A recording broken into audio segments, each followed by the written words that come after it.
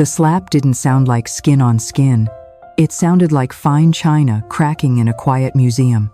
My glasses sailed from my face, skittered across the parquet of the Blue Ridge Manor ballroom, and shattered beneath a crystal chandelier that threw 1,000 indifferent stars across 130 stunned guests. My cheek burned, but the pain in my chest spread like frost.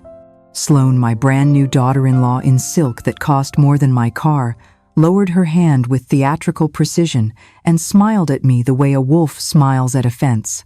"That's what you get for being selfish," she said, voice bright enough to slice. "A woman your age doesn't need that much space. Noah and I need your apartment. We need privacy to start our real life." People looked anywhere but at me. A cousin stared hard at a centerpiece. A groomsman coughed into a napkin.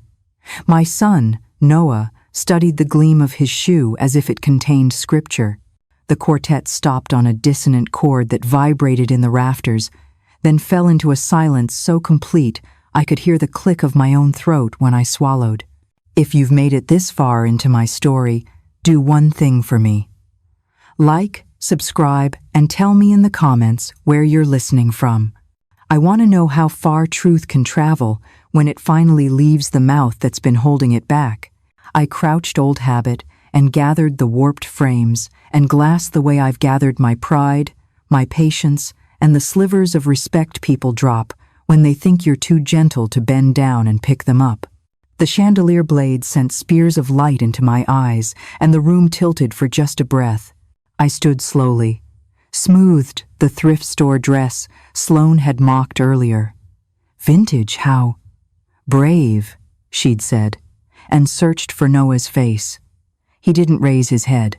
"You're not welcome in our home anymore," Sloane continued, resettling her veil as if the air itself had misbehaved. "You create drama. You refuse to make sound decisions. Hand over the keys. We'll make sure you're taken care of." I thought of the key's weight, the little iron leaf that has warmed my palm for decades, and something inside me settled instead of breaking. I nodded to no one, turned, and walked through rows of staring people who preferred spectacle to spine. The doors opened on mountain air as cool as a blessing. The night smelled like wet stone and boxwood. Crickets insisted on their small music, unafraid of chandeliers or human cruelty. The parking lot lamps painted my old sedan the color of pewter. I slid into the driver's seat and didn't start the engine. My fingers found my phone in that worn leather purse Sloane called Grandma's satchel, and dialed a number I've always kept memorized, the way you memorize the location of the fire extinguisher you pray you'll never need. "Raj," I said when he answered on the second ring. "It's Lila. I need you at Blue Ridge Manor. Bring the folder. The whole folder." His voice lost its warmth and snapped into the clean lines of his profession. "Are you certain? Because once we do this, Lila, there's no turning back," I finished. "Yes, 30 minutes, please." I ended the call and leaned my forehead against the steering wheel. Beyond the hedges, the party's string lights wobbled like captured fireflies. Laughter flared and died. I watched clouds move across the moon with the patience that has been my oldest friend. The left side of my face pulsed to the rhythm of the quartet's aborted waltz. People think I am small. A florist with soil under her nails and a 10-year-old car, a widow with a tidy pension and a knack for stretching $1 like pie dough. It is a shape I have worn like a cardigan, comfortable, colorless, forgettable. My late husband, Thomas, and I chose it when we realized that money is a kind of megaphone and a kind of magnet, and we wanted to be neither loud nor hunted. He used to say, "Visible wealth draws lightning. Invisible wealth builds a shelter." After he died, I learned to sit quietly beneath that roof and listen to storms pass. Sloane never much liked quiet. The first time she breezed into my apartment, she stood at the panoramic window and pretended to admire the view of downtown Asheville, shouldering up against the blue humps of the mountains. But her eyes flicked not to the skyline, not to the jacaranda I've coaxed to bloom and fail and bloom again, but to the crown molding, the floorboards, the elevator fob. She inhaled the space the way a developer inhales a parcel, measurements instead of memories. "How cozy," she said, and the word lay on the floor between us, still damp with contempt.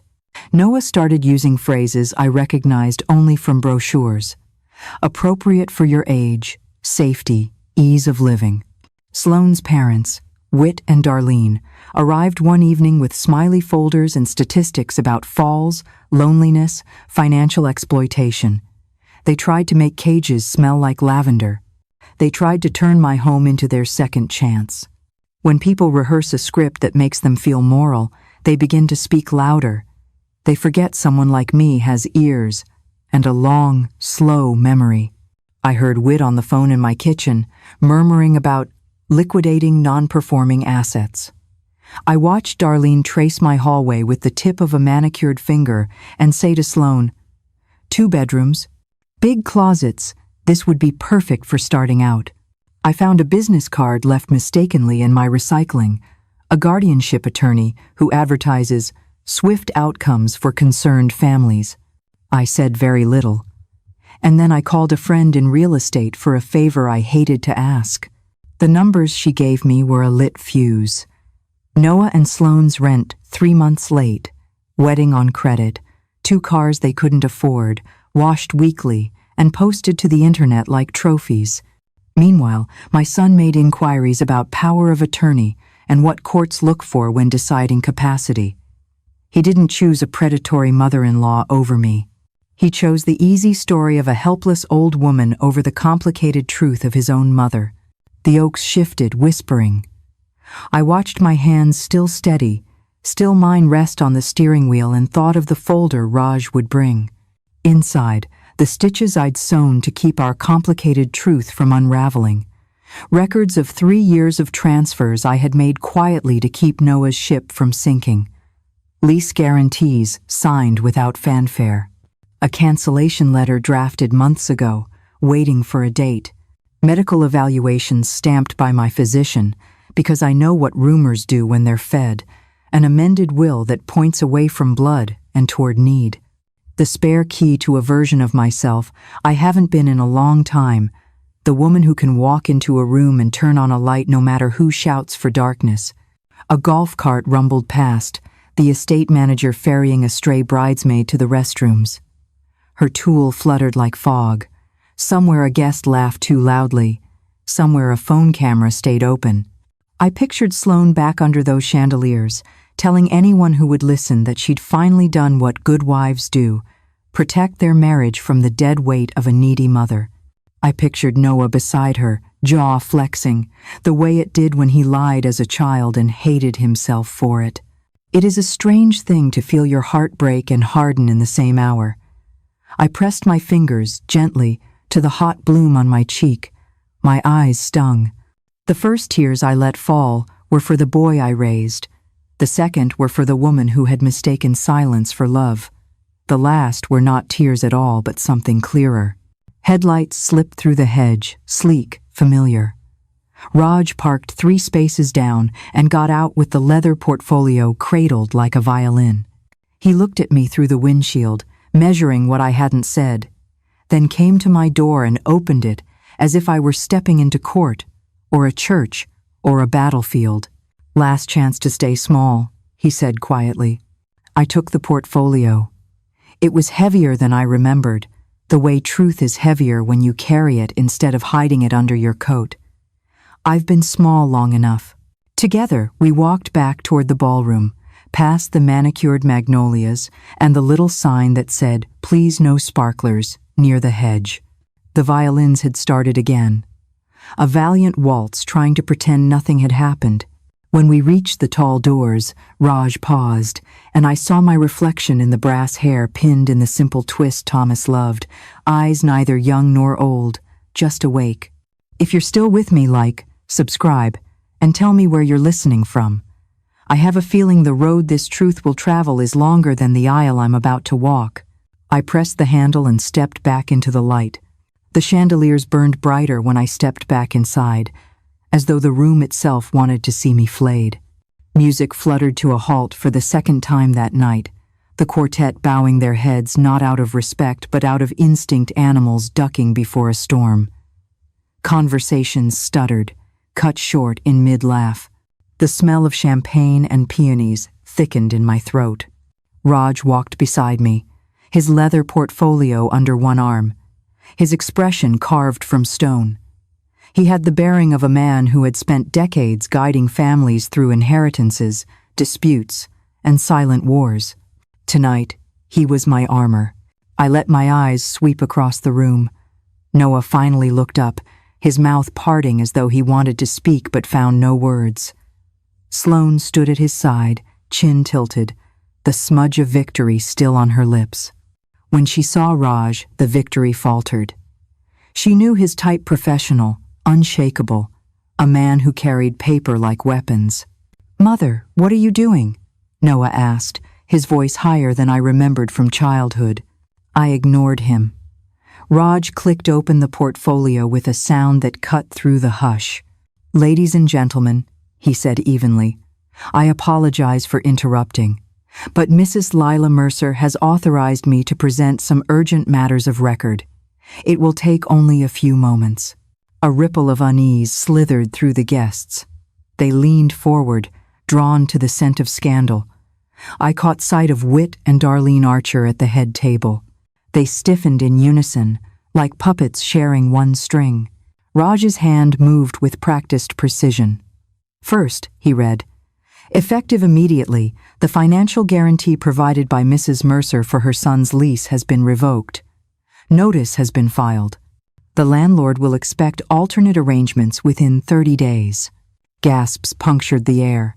Noah blinked, confusion twisting his features. "Financial guarantee?" he murmured. Sloane's fingers curled into his sleeve. "She's bluffing," but her knuckles were white. "Second," Raj continued, his tone relentless, "all monthly transfers Mrs. Mercer has made into her son's accounts, averaging $4,500, are permanently suspended. This includes credit card payments, vehicle insurance, and assorted living expenses." The murmurs thickened into whispers. A few guests pulled out phones, already recording. Darlene Archer's mouth formed a hard line. Whit's face paled, then flushed red. "That's impossible," Sloane cried, her voice shrill. "She works in a flower shop. Look at her car. She's been penniless her whole life." I finally spoke. My voice carried across the ballroom, steadier than I expected.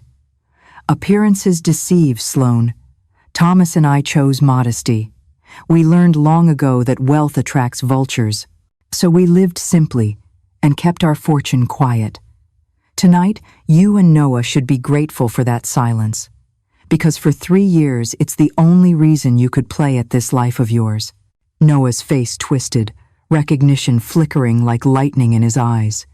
He knew, deep down, the late rent that mysteriously vanished. The credit cards brought current. The vacation he believed was financed by a tax refund.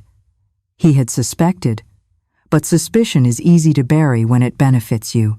"Third," Raj said, his final page crisp, "the guaranteed payment for this very celebration has been rescinded. The ballroom management will require immediate settlement or will suspend services."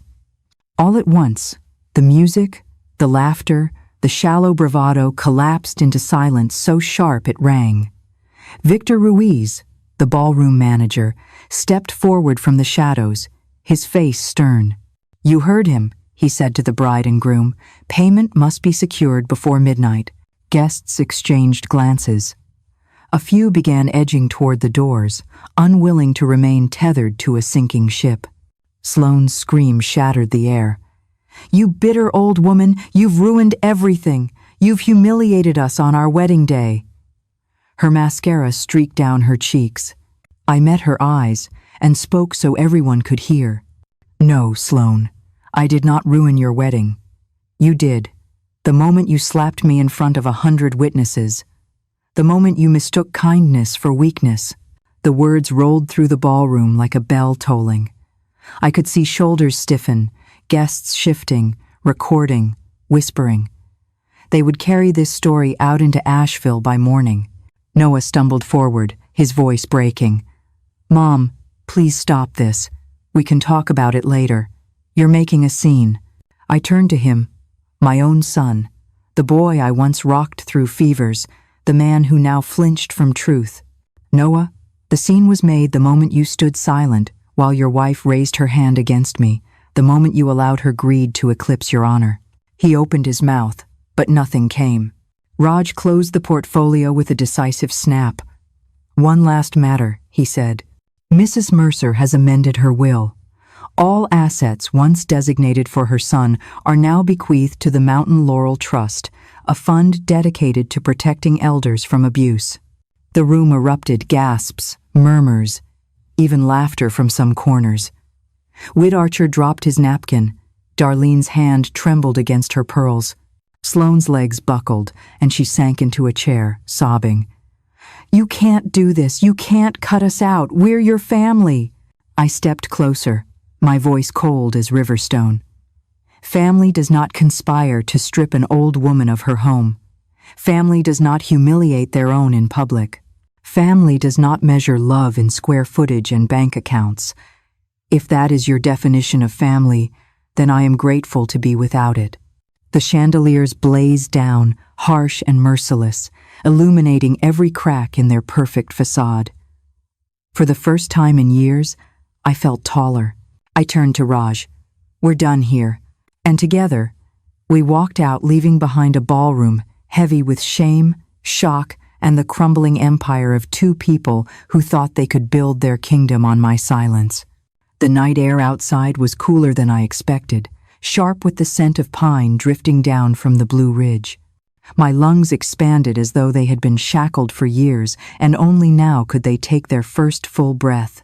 Behind me, chaos churned the scrape of chairs, the rising hum of frantic voices, Sloane's sobs slicing through the ballroom's gilded doors. Raj placed a steady hand on my elbow. "Mrs. Mercer," he said quietly, "there is no undoing this. You've severed every lifeline they thought they had. I know." My voice carried none of the trembling I felt inside. "But they severed me first." From the corner of the lot, a familiar silhouette emerged, Mrs. Etta Calloway, my neighbor of 2 decades. She was bundled in her shawl, clutching a small purse, eyes wide with a mixture of shock and pride. "Lila," she whispered, "I saw everything. They tried to bury you alive in there, but you rose up like a flame." I embraced her, realizing my own hands were still shaking. "Etta, you shouldn't have come." "Nonsense," she replied, her grip fierce despite her 80 years. "I've watched you be quiet for too long. Tonight you remembered who you are." Her words lit something inside me, something I hadn't dared to feel in years. Defiance, yes, but also a dangerous kind of freedom. As we stood there, the ballroom doors slammed open. Noah stumbled out, his tie askew, his eyes wild. He looked like a man standing at the edge of a cliff, searching for a foothold. "Mom," he gasped, "please don't leave like this. We can talk. I didn't know how far she was pushing you. I thought—" His words broke, scattered like glass. I studied him under the harsh glow of the parking lamps. The boy I raised was still somewhere inside, but buried beneath years of weakness and greed. "You thought wrong, Noah. You chose her silence over my dignity, and tonight you both learned what that costs." His lips trembled. He glanced back toward the ballroom, where Victor Ruiz's stern voice was booming about overdue payment. Guests streamed out, faces tight with gossip and pity. Noah reached for me, but Raj stepped forward, his presence a wall between us. "This isn't the place," Raj said firmly. Noah's hand fell. His shoulders slumped, and for a moment, I thought he might crumple right there on the pavement. Then Sloane's shriek echoed from inside. "Noah, get back here! They're demanding the money!" He looked at me one last time, despair etched across his face, before running back to the mess he had chosen. Etta exhaled softly. "You gave him a choice." He walked back into the fire. I nodded, though my throat ached with grief. I can't save a man who refuses to step out of the flames.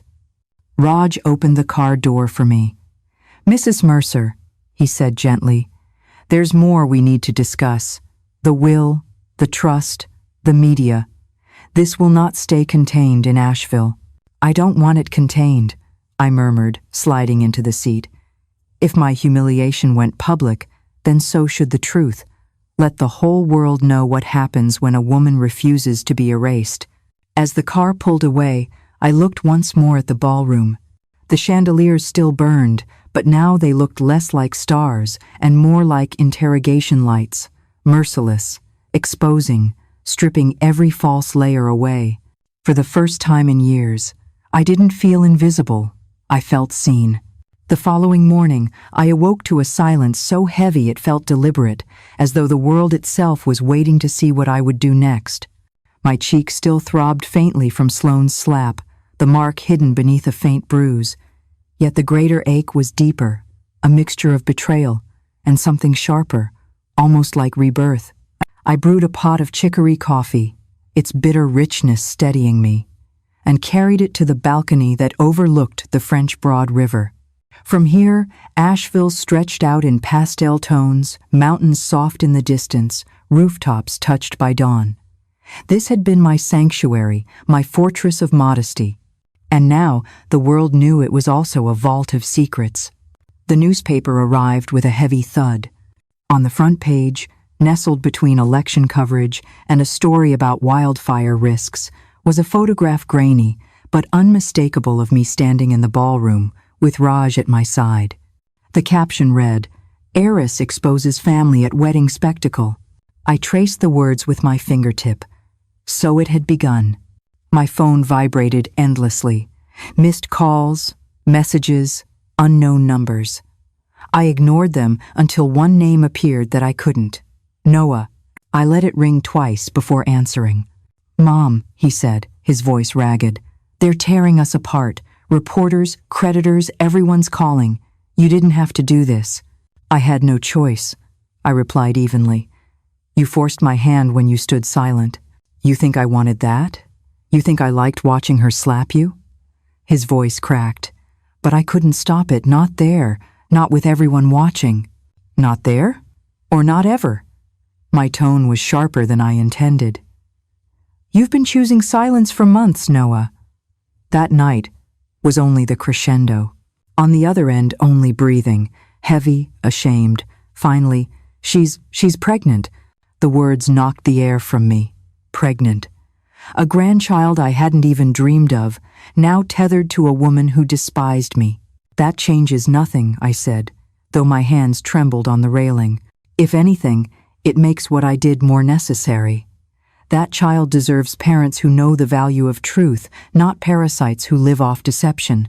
He muttered something too low to catch, then hung up. The dial tone hummed like a dirge. I stood frozen for a long time, until a knock startled me. When I opened the door, Etta stood there again, a wicker basket of cornbread in her arms. Beside her was a younger man in a crisp suit, his expression professional but kind. "Lila," Etta said, bustling in. "This here is my nephew, Jordan. He's an attorney. He saw the news and insisted on coming." Jordan extended his hand. "Mrs. Mercer, forgive the intrusion, but I believe you'll need counsel beyond financial advisement. If your son and his wife are desperate, they may attempt to challenge your competency. I've seen it before." I blinked. Challenge my competency? The idea felt absurd, and yet, hadn't Sloane's family already tried to paint me as fragile, incapable, too old to manage my affairs? Jordan placed a folder on my dining table. "I've started compiling cases similar to yours.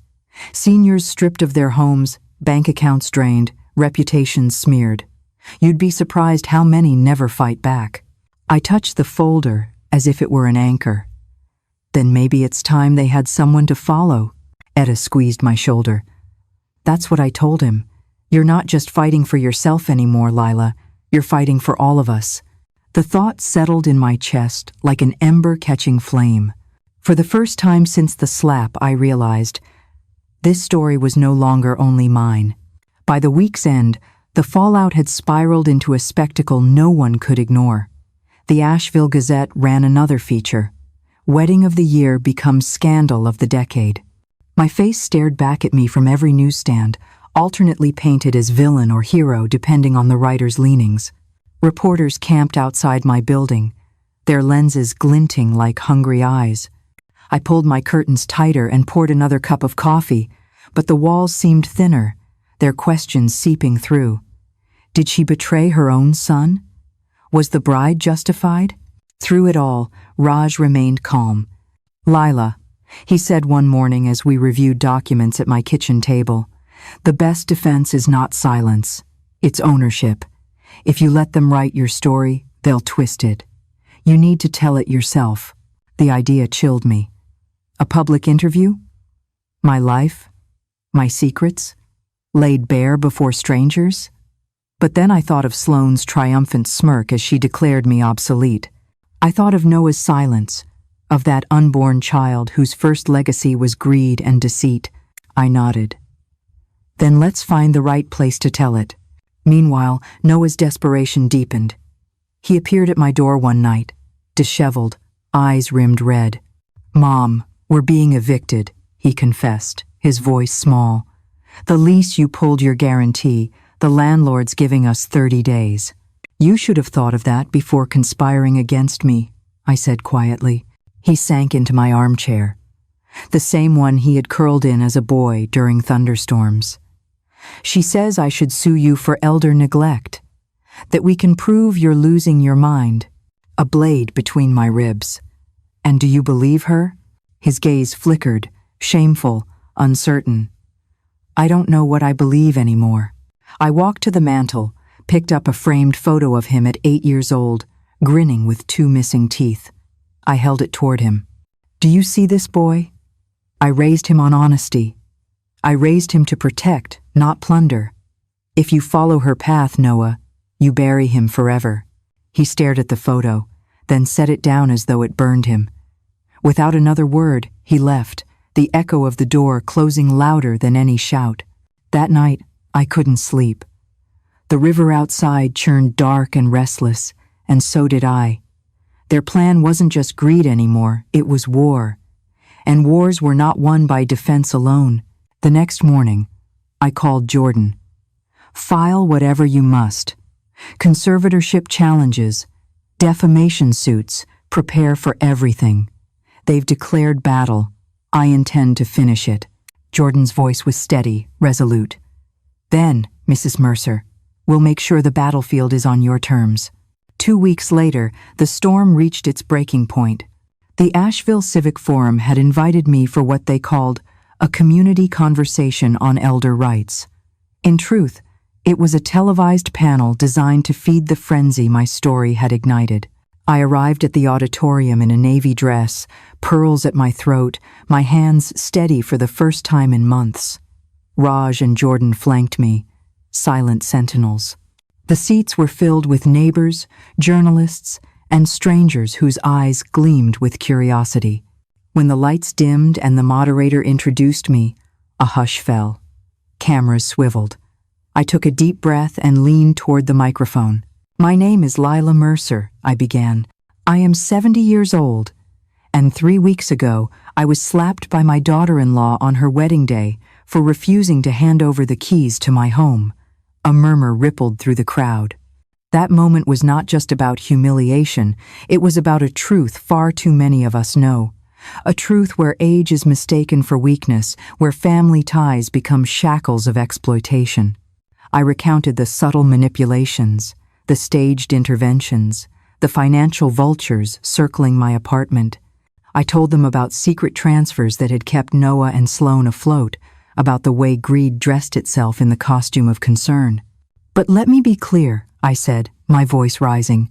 "This is not only my story. It is the story of every elder whose dignity has been chipped away in silence. It is the story of every parent who is told they are a burden.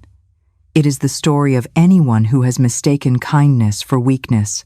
The applause started tentative, then swelled until it shook the rafters. Later, as I stepped off the stage, Lucy found me in the wings. her eyes glistening. "Aunt Lila," she whispered, "do you know what you just did? You didn't just defend yourself, you gave a voice to hundreds of others who thought they were alone." For the first time in years, I felt a strange lightness, as if some invisible weight had shifted from my shoulders. But I also knew the fight wasn't over. The rumors spread by Sloane hadn't stopped.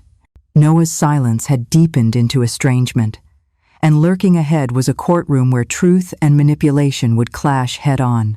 As I left the auditorium, flashbulbs exploded, and reporters shouted my name.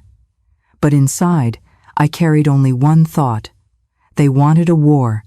Now the world would witness how I intended to win it. The courthouse in downtown Asheville loomed gray and unyielding the morning of the competency hearing. Its stone columns seemed designed to intimidate, to make ordinary people feel small. But I refused to bow my head. Raj walked at my left, carrying a briefcase stuffed with documents.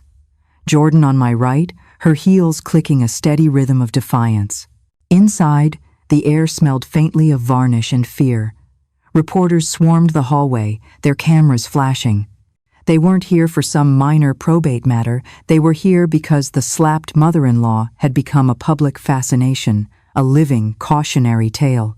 In the courtroom, Sloane sat rigid beside Noah, her designer suit too crisp, her lips pressed into a hard line. She didn't look like a bride anymore, she looked like a woman cornered, a fox baring her teeth. Noah avoided my gaze, his shoulders hunched as though the weight of shame had finally begun to crush him. The judge, a sharp-eyed woman in her 60s named Judge Ellery, called the case to order. Petition to assess the competency of Lila Mercer. Her tone was clipped, neutral. "Counsel for the petitioners, you may proceed." Their lawyer, a slick man with slicker hair, began to weave a story of a senile widow lashing out irrationally. He spoke of my emotional instability, citing the wedding incident as proof.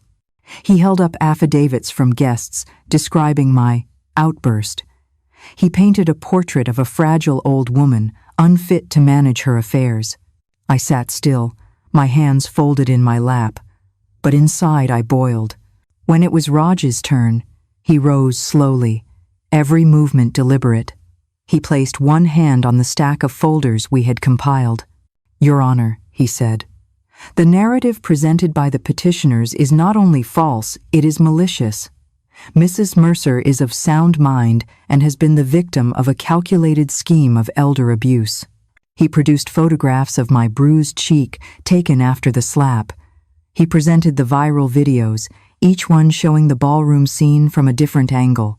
The courtroom screens replayed Sloane's raised hand, her hissed insults, Noah's motionless complicity. Gasps filled the chamber. Then Jordan took the floor, her voice steady as steel. "We have documented financial records, proving Mrs. Mercer has been the sole benefactor, keeping these petitioners afloat for years. Without her quiet generosity, they would be bankrupt. And this," she held up a sheaf of emails, "is correspondence between Mrs. Dawson and attorneys specializing in elder guardianship, months before the wedding, planning to seize Mrs. Mercer's assets under the guise of concern." The judge's gaze hardened as she read the damning words aloud. In the gallery, murmurs rose like a tide. Even reporters stopped scribbling, their pens frozen midair. Finally, Judge Ellery turned toward me. "Mrs. Mercer, do you wish to make a statement?"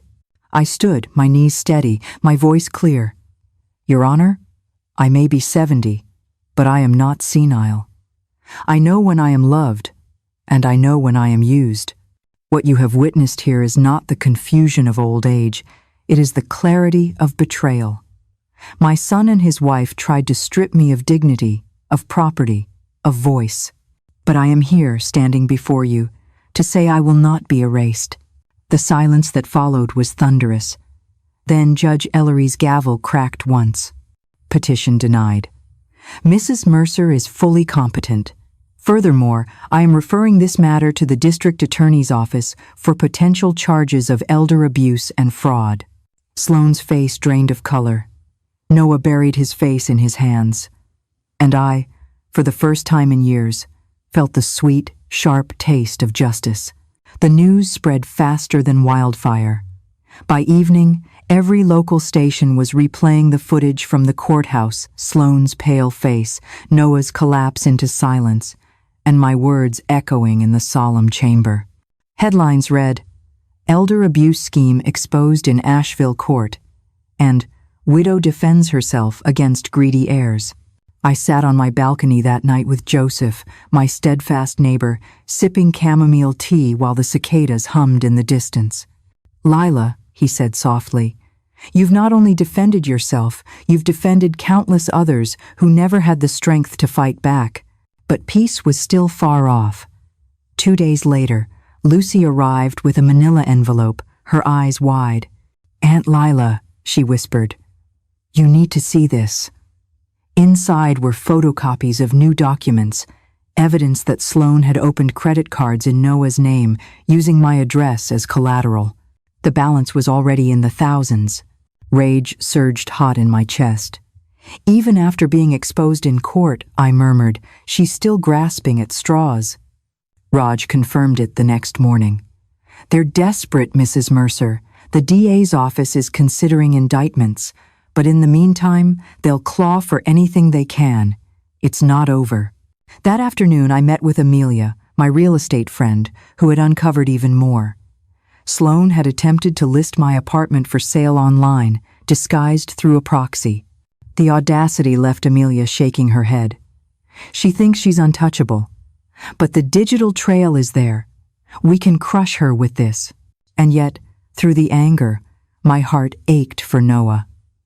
I caught sight of him one evening from my window, standing across the street under the lamplight, his shoulders slumped, a figure carved from regret. He didn't approach, didn't knock, just lingered as if tethered by a guilt too heavy to carry. Then he vanished into the night. Inside my apartment, I sat at my desk and opened my old leather-bound journal. For weeks it had remained empty, but now my pen raced across the page. They thought age meant weakness. They thought silence meant consent. But tonight I know the truth. Strength grows sharper with time, and silence can become the loudest roar when broken. The war wasn't over. But the tide had turned. The grand jury indictments came quicker than any of us expected. Within 2 weeks, both Sloane and Noah were formally charged with fraud, conspiracy, and elder financial abuse. The courtroom gasped when the charges were read aloud. Sloane, once so smug in her designer heels, sat trembling, mascara streaking down her cheeks. Noah simply looked hollow, a shadow of the son I had raised. "Mrs. Mercer," Raj whispered as we stepped out of the courthouse, "this is bigger than one family. Your case will set precedent here in North Carolina. Judges will cite it when protecting other seniors. You're not just fighting for yourself anymore." His words sank deep. I had felt the burden of my fight, but now I recognized it as a calling. That evening, Lucy helped me set up a small gathering at the local library. Flyers had gone up. "Know your rights. Protecting seniors from financial exploitation." I expected a handful of curious neighbors.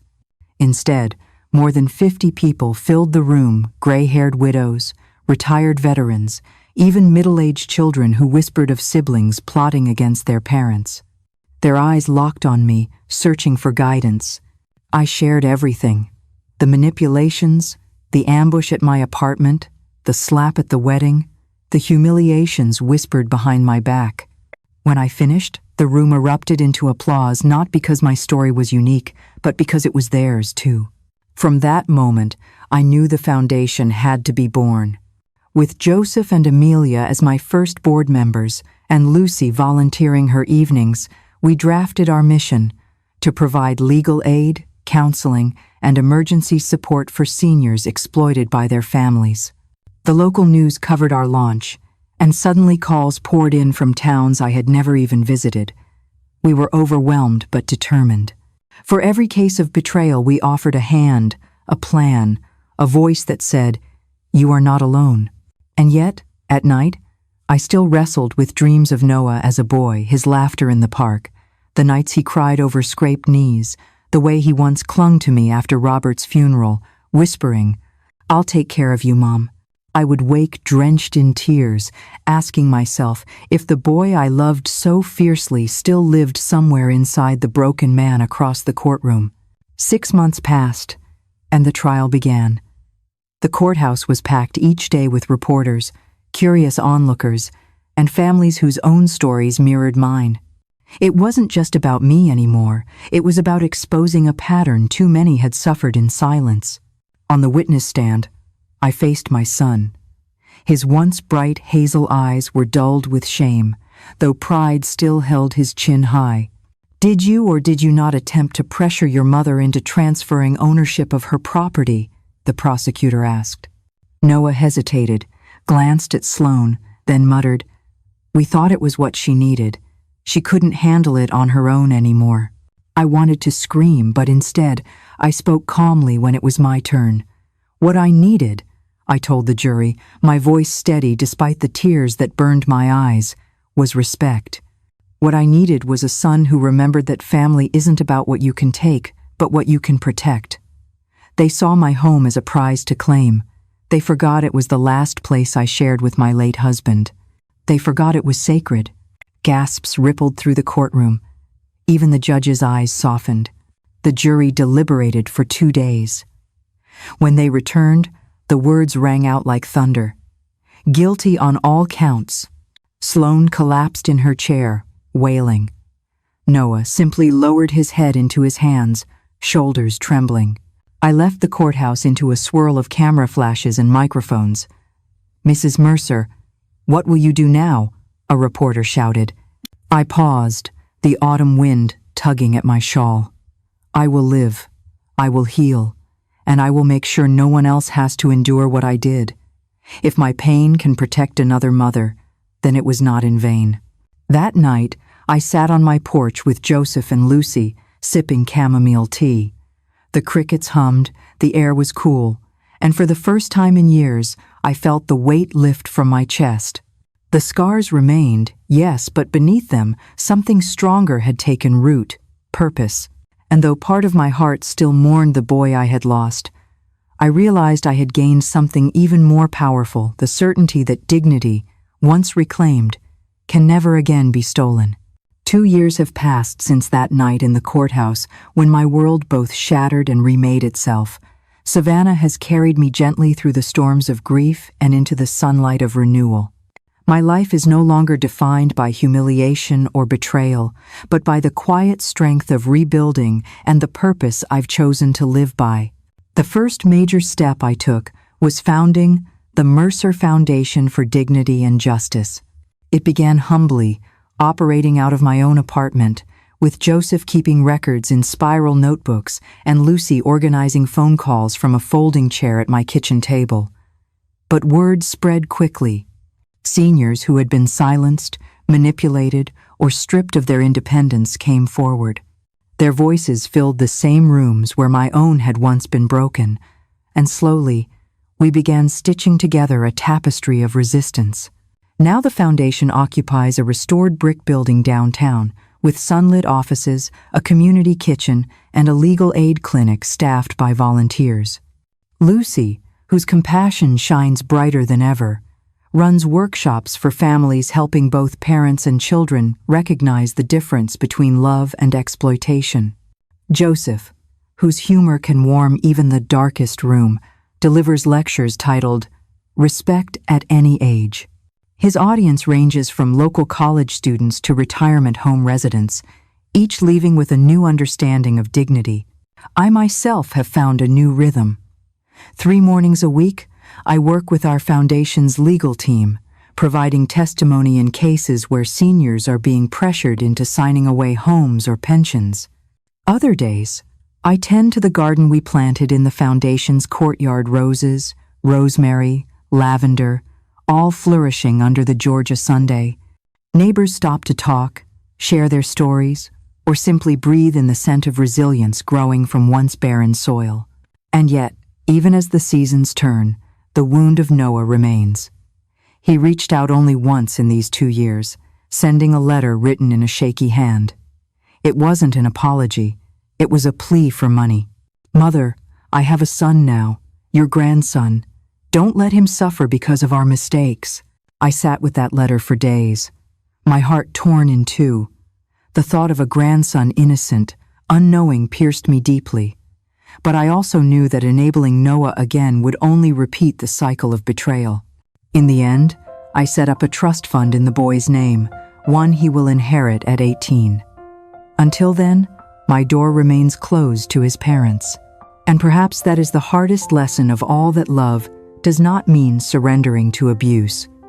That sometimes the greatest act of love is the strength to say no.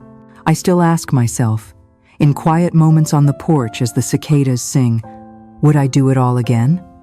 The answer always rises, calm and unshaken. Yes. 1,000 times, yes. Because the night my cheek burned from Juliet's slap was the night I rediscovered my worth. Did you like my story? And which city are you listening from? Let's meet in the comments. If you liked it, you can support me by sending a super thanks so I can keep bringing more stories like this. Thank you so much for your sweet support. I'm looking forward to your comments on the story. On the screen, you can see 2 new life stories that I highly recommend. There's so much more ahead. Don't forget to subscribe. See you in the next life story with love and respect.